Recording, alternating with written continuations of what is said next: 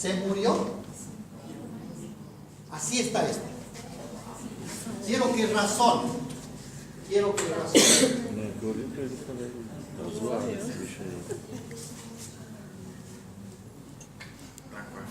Quiero que razone. Entonces, vamos a medir la frecuencia cardíaca en este electro. Vamos a medir la frecuencia, vamos a ver qué da. Entonces, necesito buscar un QRS que coincida con una línea principal. Entonces, la línea principal está acá. De casualidad, queremos que esté ahí. Ya pillé. Entonces, necesito calcular la distancia que hay de acá hasta acá. ¿Lo ven? Vamos a hacer que la línea esté ahí. ¿Lo ven? Entonces, la otra línea esté ahí. La otra línea principal ahí, la otra ahí, ahí y ahí. Entonces yo necesito saber la distancia para saber la frecuencia cardíaca. ¿Qué hago? Aplico mi escalita, ¿cierto? 0.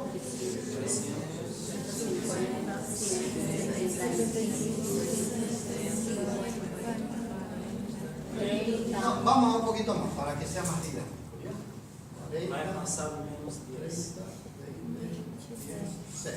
¿Ya? Entonces yo quiero, como está en ese electro exactamente, ¿cierto? Así quiero que sea.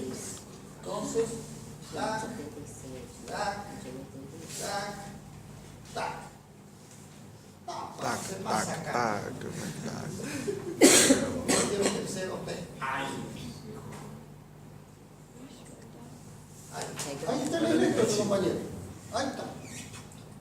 Ahí está como ejemplo y todo. Calculen la frecuencia. Calculen la frecuencia. Ya hemos visto dónde coincide, ponemos nuestra escala, ponemos cuánto es la frecuencia cardíaca.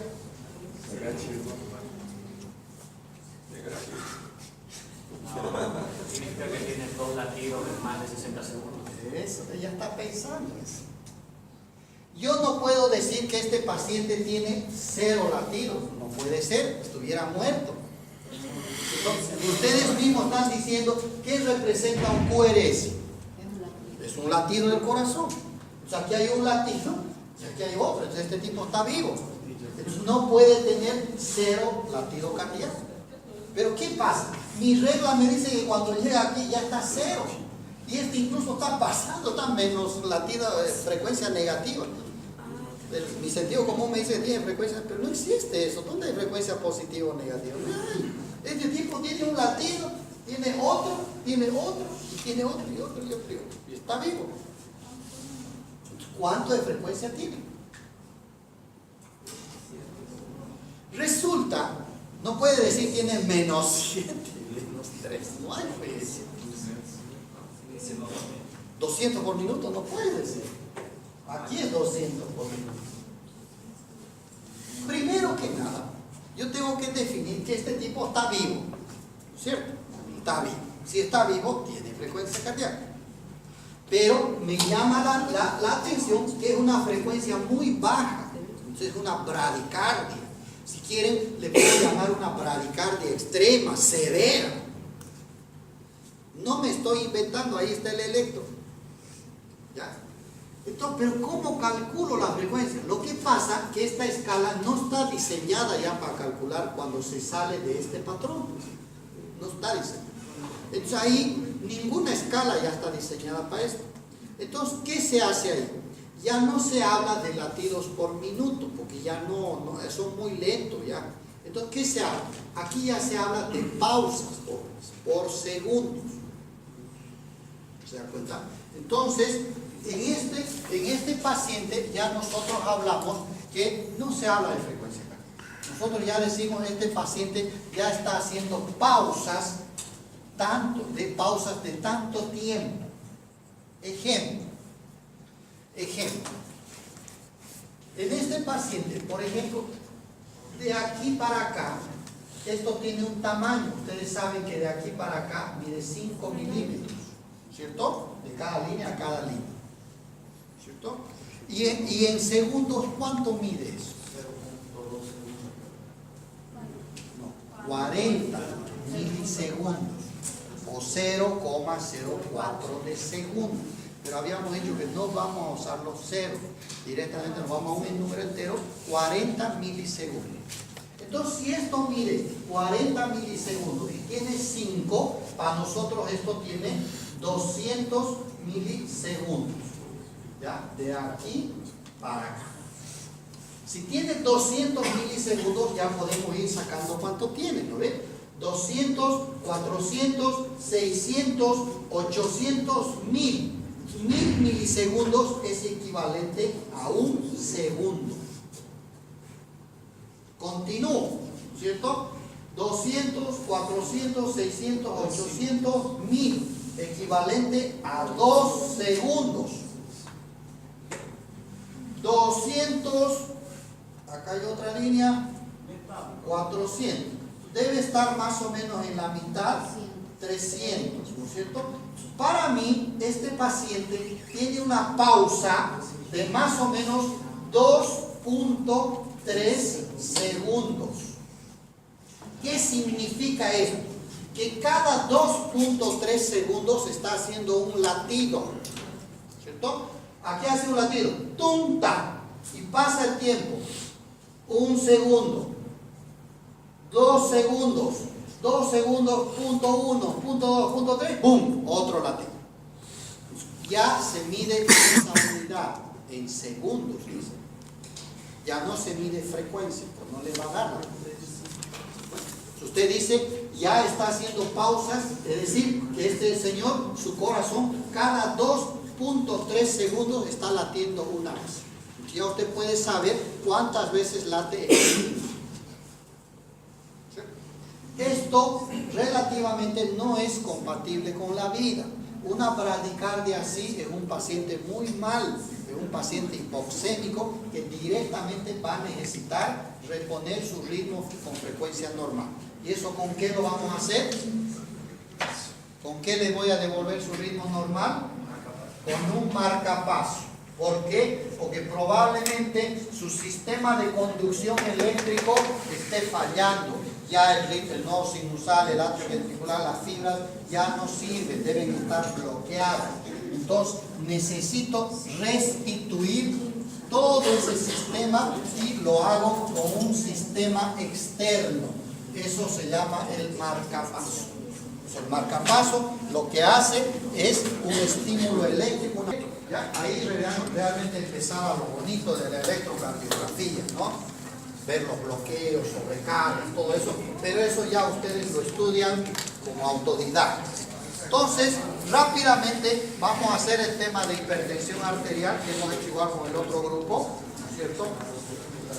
Es lo mismo que la insuficiencia cardíaca. Los pormenores no me interesan, tratamiento, epidemiología, prevención, síntomas, no me interesa. A mí lo que me interesa es la fisiopatología. Porque entiendo la fisiopatología y ya el resto es sentido común.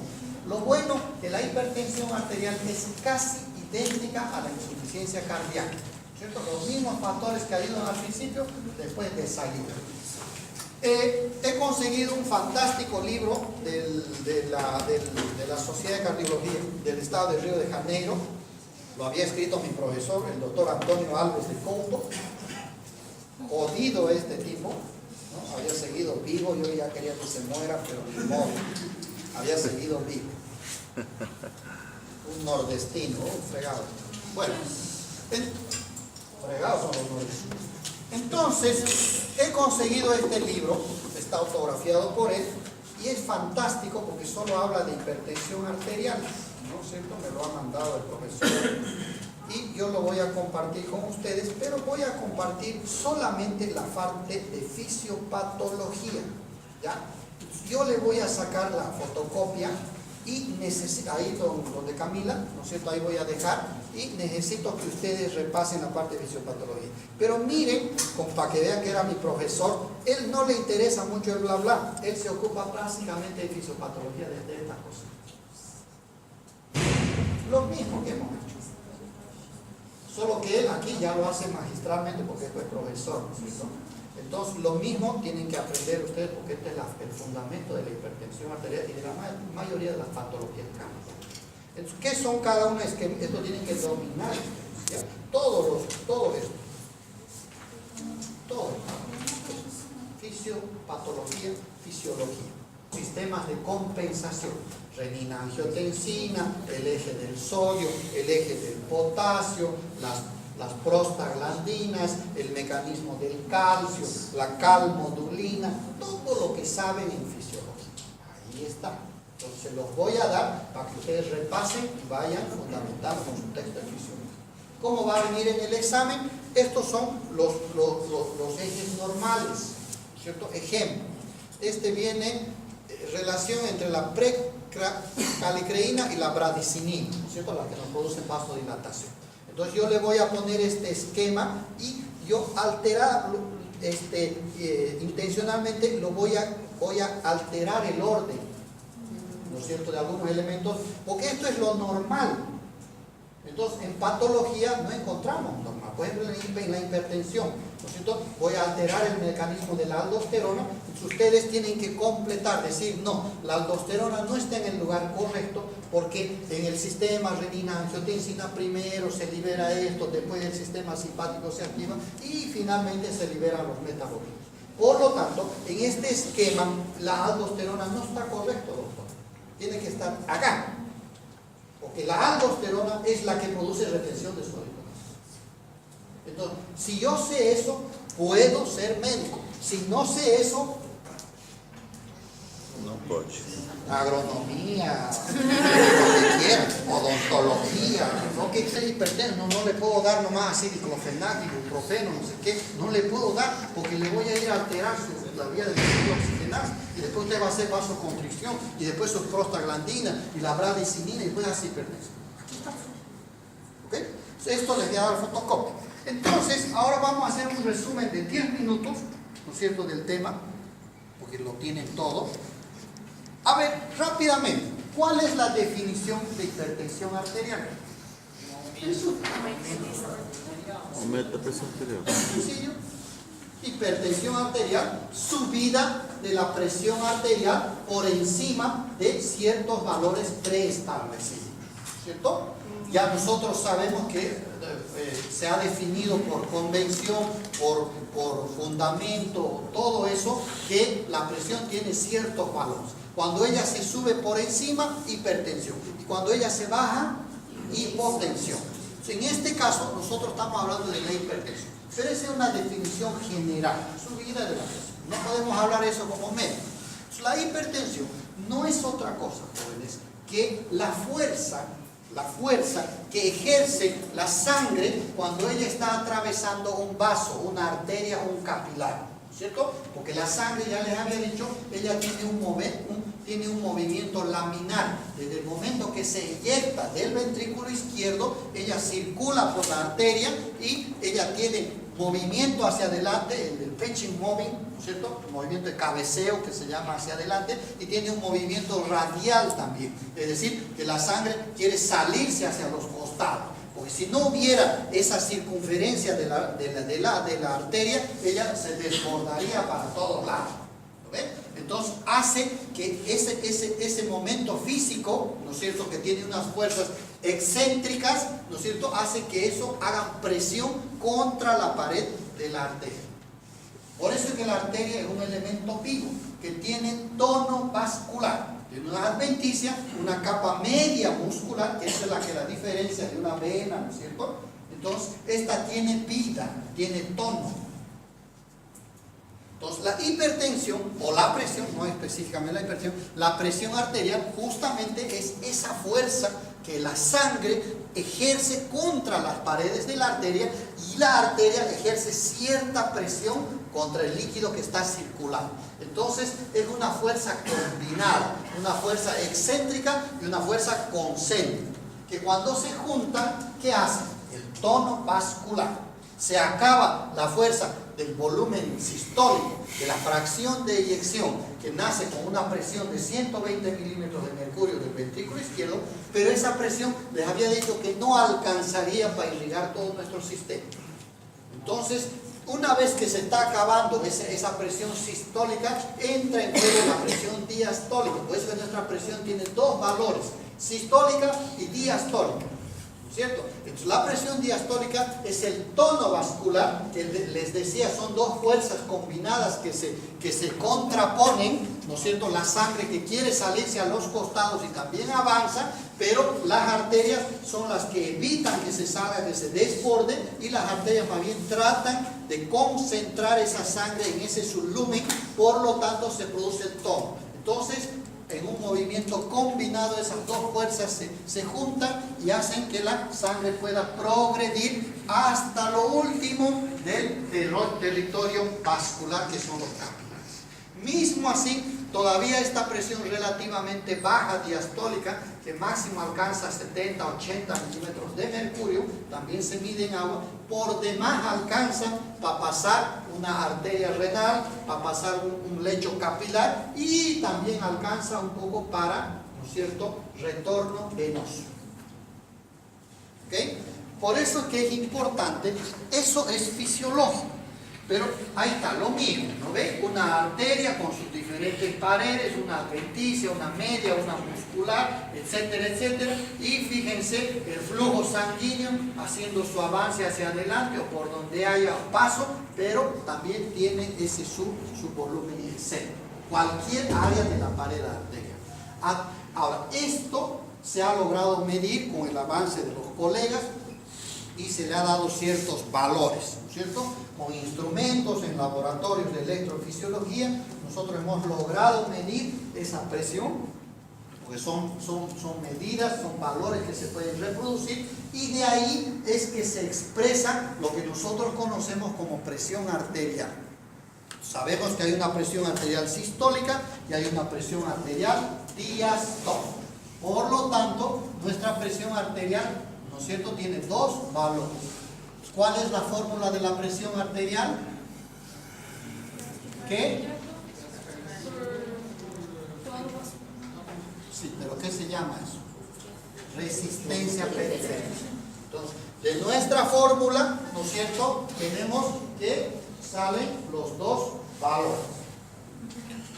Cuando estos valores, ya sea aisladamente o en conjunto, se suben o se bajan, en este caso se suben, ya nosotros estamos hablando de la hipertensión arterial. La epidemiología es lo que les decía rápidamente al otro grupo. Esta es una epidemiología mundial. Lo único que nos dice la epidemiología de esta torta estadística, que dice que más o menos, mire, 87% de los hipertensos no reciben un tratamiento adecuado. Apenas de 100 personas en el mundo que son hipertensos, solamente 13 reciben un buen tratamiento, un buen seguimiento. Fíjense cómo de mal está nuestra salud. Esto es mundial. O sea, debe ser más de nuestro lado del continente, ¿no? Los europeos están mejor que nosotros, ¿cierto? Los asiáticos, ni qué decir. Debe ser nomás de nuestro lado, ¿no? Debe ser así de nosotros. ¿Por qué? Porque realmente nuestra medicina preventiva está mal. Nadie quiere hacer medicina preventiva. Directamente ya todo el mundo quiere. Esto no les interesa. Fíjense rápidamente, del total de los hipertensos, solamente la mitad sabe que tiene hipertensión. Ejemplo, si todo el curso fuéramos hipertensos, ¿no es cierto?, entonces solamente el 50% sabe que tiene hipertensión. El resto ni sabe, nunca ha ido al médico, nunca le han medido la presión, pero tiene hipertensión. Pero solamente por cuestiones de números, la mitad solamente sabe. El asunto no acaba ahí. De esta mitad, ¿no es cierto?, de estos 50% que ya tienen presión alta, solamente el 25% de esos 50, solamente 25 reciben algún tipo de medicamento, un tratamiento a medias. Y de esos 25, solamente la mitad o el 12 al 13% recibe un tratamiento adecuado. ¿Se dan cuenta? Entonces, fíjense, de todos ustedes que son hipertensos, solamente esta fila es la que más o menos va a llegar hasta los 50 años. Ahora, fíjense el resto. ¿Cierto? Ahí hay mamás, papás, profesionales, hay de todo el mundo. Entonces, así está nuestra salud pública. Bueno, esto es real.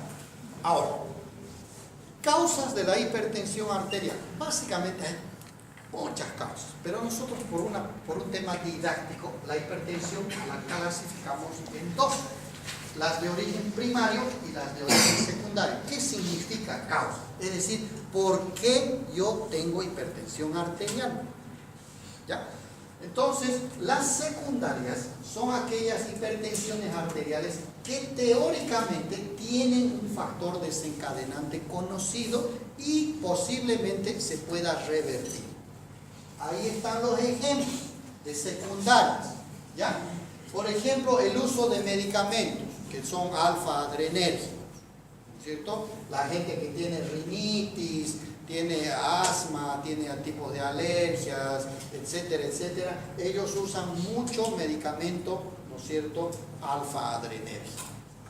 Entonces, muchas de esas personas, o en el caso de las damas que utilizan los famosos anticonceptivos, corticoides por algún motivo, drogas ilegales, eso ya es pan de cada día, psicoestimulantes, neuroestimulantes, enfermedades bien definidas del riñón, feocromocitomas, hipotiroidismo, hipertiroidismo, problemas de silla turca, qué sé yo.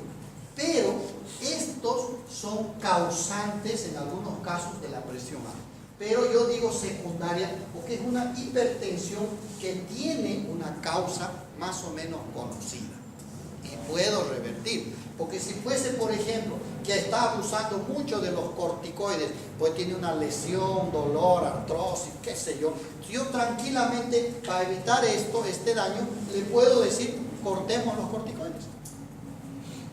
Cortamos los corticoides, suplantamos con alguna otra terapia, no sé, o finalmente le dejamos morirse de dolor. Pero a mí lo que me dio es sacamos el tumor de la hipófisis, debemos corregir.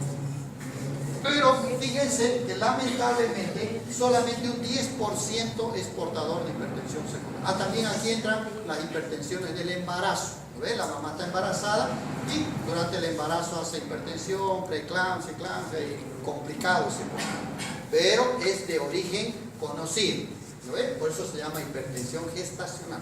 Entonces nace el bebé y la mamá, con los cuidados habituales, vuelve a su presión normal. En la primaria, fíjense que el 90% teóricamente es de causa desconocida. Ahora les pregunto algo, ¿será verdad eso que es de causa desconocida, que no hay un causante? No, porque sí o sí tiene que haber, pues si no somos fantásmicos, no somos seres espirituales, nada de esas cosas. Excesiva, dominante, alelo, pleomorfo, no sabemos, estamos en estudio. En realidad, pero para la medicina preventiva no le interesa eso, le interesa que este es el que más tiene y que si yo cuando le estoy haciendo la anamnesis, él me dice, sí, mi papá es hipertenso, ¿no es cierto? O él es papá hipertenso porque él va a tener su descendencia, ¿no es cierto? Va a tener hijos, etcétera, etcétera. Entonces, cuando yo lo esté tratando a él, ¿no es cierto? Ya es hipertenso, ya yo le voy a decir, ¿cuántos hijos tiene usted? Tengo 3 legales y 2 por ahí. Entonces tiene 5, no 3, tiene 5 pues hijo. Ya, tiene 5 hijos. Sí, pero no avise a nadie, ok. No me interesa eso. De tus 5 hijos, como vos eres el varón, pues tu esposa no tiene presión, ¿no es cierto? Pero como vos eres el varón, probablemente sean hipertensos. ¿Cuáles? Los legales, no me interesa cuáles serán. Pero de esos 5, ¿qué cosa ya tiene obligación? Como se está enterando de eso, tiene que juntarlos a sus 5 hijos, por más que sean deportistas, gente sana. Las cosas que están, este es el que yo estoy haciendo, estoy investigando, lo dejé porque es mucho dinero, pero en esto estoy, ¿cierto? Estamos identificando este receptor de AT1, tiene harta información, ¿no es cierto? Entonces, ¿esto qué significa? Que necesariamente hay información genética que se transmite de una generación a otra, donde dice, vos vas a ser hipertenso, vos vas a ser diabético, vos vas a tener cáncer de pulmón, etcétera, etcétera, etcétera. La fisiopatología, este es un resumen de resumen y de resumen. Normalmente es igual que en la ICC, ¿no es cierto?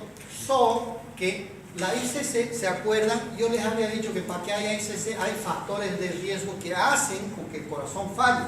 y uno de los factores justamente es la hipertensión. Le había dicho que el paciente o es hipertenso, o es diabético, o es coronario, o es renal, o es dislipidémico, no sé qué, no sé cuánto. Entonces, probablemente si tiene una de esas enfermedades va a ser ICC. Entonces ahorita nos estamos yendo un poco más atrás. Este paciente es hipertenso, pero todavía no ha hecho ICC. Entonces estamos analizando la hipertensión como una entidad individual, ¿cierto? Entonces, lo mismo en la ICC. Lo que pasa que evidentemente el hipertenso al principio no tiene una falla de bomba. El hipertenso nunca tiene falla de bomba.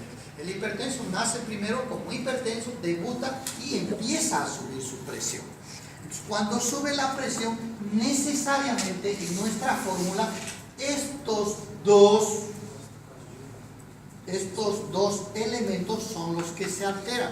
Pero ¿por qué se alteran? Si yo hago las cosas bien, ¿por qué tiene que subirse esto para que haya presión?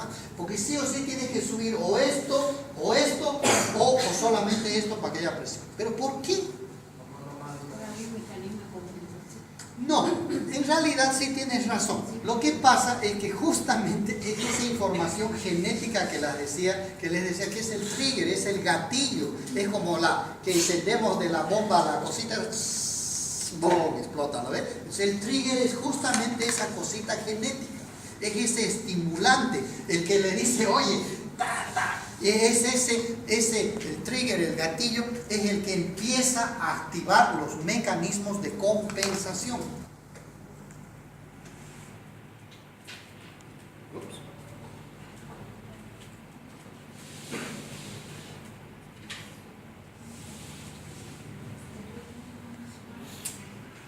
Que yo les había enseñado en la fisiopatología de la insuficiencia cardíaca, ¿se acuerdan?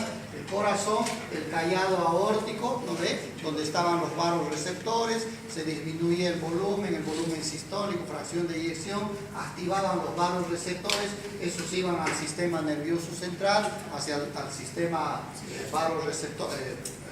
presoceptor central, ese activaba el cerebelo a través de ciertos ganglios, ¿no es cierto?, se dirigían y activaban el sistema nervioso simpático. A su vez el simpático tiene vías que estaban, entre otras, ¿no?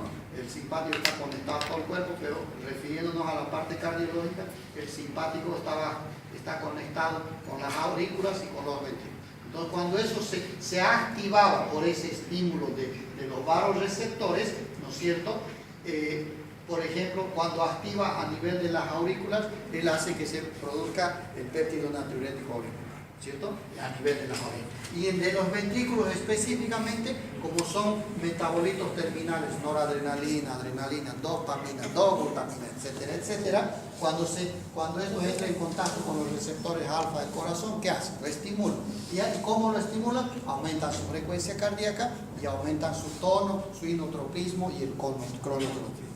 Entonces eso, cuando ya llevamos nosotros a la fórmula, ¿cómo se traduce todo ese estímulo al sistema renina-angiotensina? En que se aumenta la frecuencia y se aumenta el gasto cardíaco, ¿cierto? Paralelamente, les decía que el sistema renina-angiotensina-aldosterona no solo actúa en la bomba, sino él actúa donde está el sistema nervioso simpático, eso está en todo el cuerpo.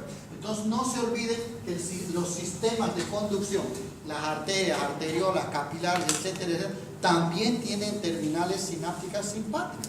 Entonces, cuando este sistema se activa, igual va hacia las arterias. Entonces, ¿cuál es su efecto adrenérgico, alfa-adrenérgico? ¿Qué efecto tienen las arterias? Vasoconstricción. Entonces, ahí implícitamente, ¿qué podemos determinar? Se aumentó el gasto, se aumentó la frecuencia, se aumentó el tono. ¿Qué sucede con la presión? Se sube.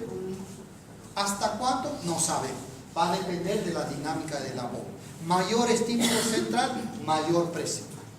Paralelamente a eso que hay en el libro, les comentaba que el sistema renina-angiotensina también activa el sistema de la aldosterona. Por lo tanto, va a haber mayor retención de sodio y todo lo que ustedes conocen. Paralelo a eso, se activa el mecanismo del sodio. Paralelo a eso, también se activa el mecanismo del calcio. Nosotros sabemos para qué es el calcio, ¿cierto? Aumenta más el inotropismo, aumenta más el cronotropismo, aumenta más el estímulo, la despolarización, repolarización. Todo lo que saben ustedes. Entonces, cuando juntamos todos estos estímulos, principalmente simpáticos, se sube la presión. Vean qué sencillo es esto, no hay dónde perderse. Es un flujo aquí más o menos, ¿no es cierto? El flujo sanguíneo tisular está alterado. ¿Por qué motivo? Porque el tono vasomotor tisular está relativamente alterado por el estímulo de la renina-angiotensina. ¿Eso a qué lleva? La presión arterial. La presión arterial no es otra cosa, ¿no es cierto?, que una fórmula donde, aquí está invertido pero es igual, ¿no es cierto?, que es igual a la resistencia periférica por el volumen en minuto, que es lo mismo que el gasto cardíaco, solo que el gasto cardíaco está definido en un latido, ¿no ve? Y el volumen en minuto es lo mismo, solo que es un gasto cardíaco multiplicado por 60, porque está hablando de minutos, pero es lo mismo. Entonces, gasto cardíaco por resistencia periférica es sinónimo de presión alta, ¿no es cierto?, cuando estos valores están hiperestimulados, todos esos esquemas que ya conocemos. ¿Cierto? Entonces ya sabemos que el volumen minuto, lo que es el gasto cardíaco, es el volumen inyectado por la frecuencia cardíaca. Y si queremos saber cuánto, multiplicamos por 60. Hipertensión arterial, lo mismo. Aumento de la resistencia periférica y aumento del volumen, el gasto cardíaco volumen minuto, da hipertensión arterial. ¿Por qué da la resistencia periférica? Porque obviamente... ¿Por qué se aumenta la resistencia periférica? Obviamente porque se aumenta el tono y produce vasoconstricción, ¿cierto? Con el tiempo, ¿se acuerdan que nosotros habíamos hablado de un mecanismo de Frank-Starling compensador? Sí. Después les dije que hay otro mecanismo que se llama Laplace, ¿cierto? Ahora sí entra Laplace, eso tienen que revisar, porque Laplace, el Frank-Starling es con la bomba central, el Laplace es periférico, ¿cierto? Inicialmente el Laplace, ¿qué hace? Aumenta el tono, aumenta la fuerza para compensar ese líquido extra, esos estímulos que ellos asumen que son estímulos buenos, pero lo que ellos no saben que es un parásito llamado información genética que los está estimulando, es una pseudoestimación en realidad, ¿cierto? ¿Cuál sería la cura definitiva? Cortar ese estímulo genético. Por eso es que no hay cura definitiva para la hipertensión arterial. No hay. No existe tratamiento para la hipertensión. Porque si fuese de origen, la hipertensión arterial de origen primario, ¿cuál sería mi tratamiento, jóvenes? No existe tratamiento para la hipertensión. El tratamiento sería cortar el origen, es decir, cortar esa información genética. Le saco ese gen y el paciente deja de tener hiperestímulo. Pero ¿qué es eso del IECA, del ARA2? ¿Qué son esos?